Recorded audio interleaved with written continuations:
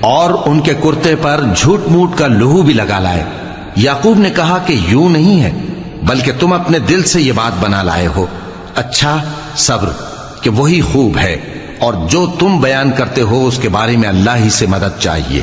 اور اب اللہ کی شان دیکھو کہ اس کنویں کے قریب ایک قافلہ آوارد ہوا اور انہوں نے پانی کے لیے اپنا سقا بھیجا، تو اس نے کنویں میں ڈول لٹکایا، یوسف اس سے لٹک گئے۔ وہ بولا زہے قسمت، یہ تو ایک لڑکا ہے، اور اس کو قیمتی سرمایہ سمجھ کر چھپا لیا۔ اور جو کچھ وہ کرتے تھے اللہ کو خوب معلوم تھا، اور انہوں نے اس کو تھوڑی سی قیمت یعنی محدود چند درہموں پر بیچ ڈالا، اور وہ اس سے بیزار ہو رہے تھے۔ اور مصر میں جس شخص نے اس کو خریدا، اس نے اپنی بیوی سے جس کا نام زلیخا تھا کہا کہ اس کو عزت و اکرام سے رکھو، عجب نہیں کہ یہ ہمیں فائدہ دے یا ہم اسے بیٹا بنا لیں۔ اس طرح ہم نے یوسف کو سرزمین مصر میں جگہ دی، اور غرض یہ تھی کہ ہم ان کو خواب کی باتوں کی تعبیر سکھائیں۔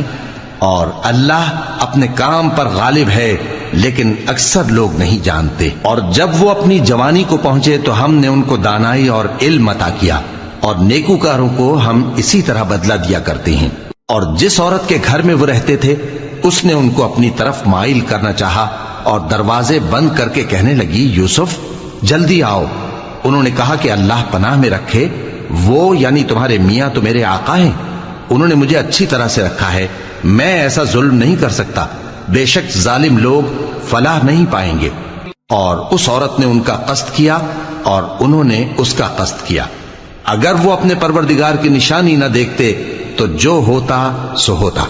یوں اس لیے کیا گیا کہ ہم ان سے برائی اور بے حیائی کو روک دیں، بے شک وہ ہمارے چنے ہوئے بندوں میں سے تھے۔ اور دونوں دروازے کی طرف بھاگے، آگے یوسف پیچھے زلیخا، اور عورت نے ان کا کرتا پیچھے سے پکڑ کر جو کھینچا تو پھاڑ ڈالا، اور دونوں کو دروازے کے پاس عورت کا خاوند مل گیا۔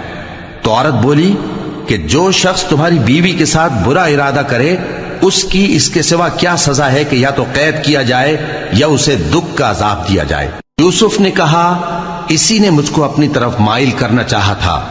اور اس کے خاندان میں سے ایک گواہ نے گواہی دی کہ اگر اس کا کرتا آگے سے پھٹا ہو تو یہ سچی اور یوسف جھوٹا ہے، اور اگر کرتا پیچھے سے پھٹا ہو تو یہ جھوٹی اور وہ سچا ہے۔